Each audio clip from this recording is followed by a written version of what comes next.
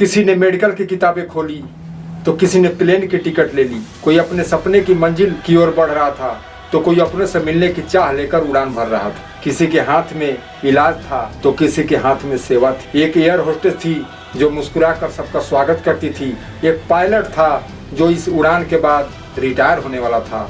उसे क्या पता था कि उसकी ये आखिरी उड़ान होगी। कोई अपने वतन वापस लौट रहा था तो कोई पूरे परिवार को इस देश को अलविदा कह के और इस देश से निकल रहा था। कोई त्योहारों की थकान मिटाकर वापसी कर रहा था तो कोई ऐसा भी छात्र था जिसको डॉक्टर बनकर किसी की जिंदगियां बचानी। और कुछ ऐसे भी थे जिन्होंने कभी गुजरात की सेवा की थी पूरी निष्ठा और पूरे समर्पण से, मगर उस दिन कोई भी अपनी मंजिल तक नहीं पहुंच सका। आज हम सिर्फ कुछ जाने नहीं खोए हैं, हमने सपने भी खो दिए। बेटियां खो गई, बेटे चले गए, माँ की ममता छीन गई, बाप का साया छीन गया। ये सिर्फ एक हादसा नहीं था, ये भविष्य की अनगिनत संभावनाओं का अंत था। हम सब उन यात्रियों का, उनके परिवारों का और उस आखिरी उड़ान से जुड़े हुए प्रत्येक इंसान का, हम सभी हर व्यक्ति को दिल से नमन करते हैं। श्रद्धांजलि उन सभी को जिन्होंने इस दर्दनाक हादसे में सिर्फ अपना परिवार ही नहीं, अपनी जान ही नहीं,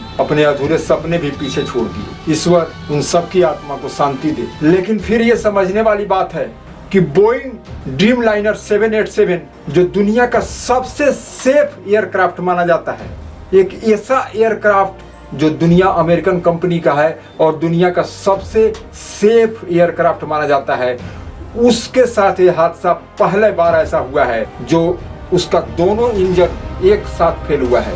एक्सपर्ट भी ऐसा हो सकता है, बिलियन में कह रहे हैं कि बिलियन, कई करोड़ों में ऐसा संभव हो सकता है कि दोनों इंजन एक साथ अरबों खरबों बार में एक बार कभी ऐसा हो सकता है। वो अब की बार हादसा हुआ है। बहुत सोचनीय विषय है ये, और वो भी तब जब प्लेन में 1,26,000 लीटर बहुत ही हाई क्वालिटी का ईंधन उसमें होने के बाद। और उस प्लेन को चला कौन रहा था? उस प्लेन को भी ऐसे पायलट चला रहे थे, सुमित सब्रवाल, फ्लाइंग रिकॉर्ड जिनका 9,000 घंटे का है, जो खुद ट्रेनिंग देते थे नए नए पायलटों को। ये सरकार को इस पे थोड़ा सा जांच भी करना चाहिए, क्योंकि हो ना हो कुछ ऐसा भी हो सकता है जो हम जहां तक सोच रहे हो उससे भी अलग हटके हो।